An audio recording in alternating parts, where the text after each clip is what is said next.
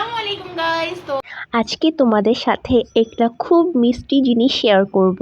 আমার আম্মু ছোট্ট একটা মেলা থেকে আমার জন্য নিয়ে এসেছে ছোট্ট ছোট্ট কিউট কিউট স্টিলের হাঁড়ি পাতিল।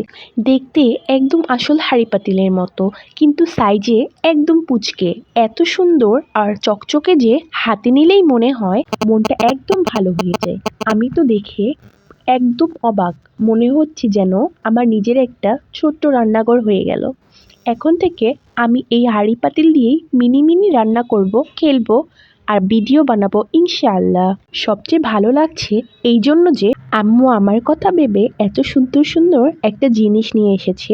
আম্মুর এই ছোট্ট উপহারটাই আমার কাছে অনেক বড় সুখ। তোমরা বলো তো, এত ছোট ছোট জিনিস এত কিউট কেন হয়? আমি তো একদম প্রেমে পড়ে গেছি এই স্টিলের হাঁড়ি পাতিলগুলোর।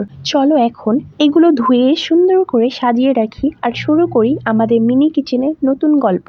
এগুলো এনে আমার আম্মু আমার ছোটবেলার কথা মনে করিয়ে দিল। আমার ছোটবেলায় আমার নানু আমাদের জন্য অনেক সুন্দর সুন্দর হাঁড়ি পাতিল, নানু খালামণি এরা রেখে দিত। মেলা আসলেই তো হয়নাবাবগঞ্জে একটা মেলা হতো, সেখান থেকে আমার নানু এবং খালামণিরা আমার জন্য ছোট্ট ছোট্ট মাটির হাঁড়ি পাতিল অনেক কিছু রেখে দিত, অনেক সাজনি রেখে দিত। তো এখন ওগুলো মিস করি, এখন তো আমরা বড় হয়ে গেছি, ওগুলো আমাদের জন্য নাই। যাই হোক, আম্মুগুলোর কথা মনে করিয়ে দিল। আমার দাদু কখনো আমাকে কোনো খেলনা দিয়ে খেলতে দিত না এবং কারোর সাথে মিশতে দিত না, একেবারে ঘরবন্দি রাখতো।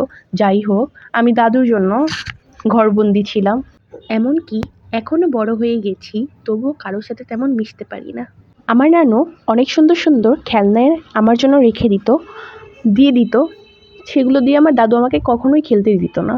পরে আমরা যখন উত্তরাতে আসলাম, আমার দাদু যখন ছিল না, তখন আমি খেলতে পারছি অল্প কিছুদিন, কেননা তখন আমি বড় হচ্ছিলাম। যাই হোক, আমার আম্মু সেই ছোট্টবেলার কথা মনে করিয়ে দিল।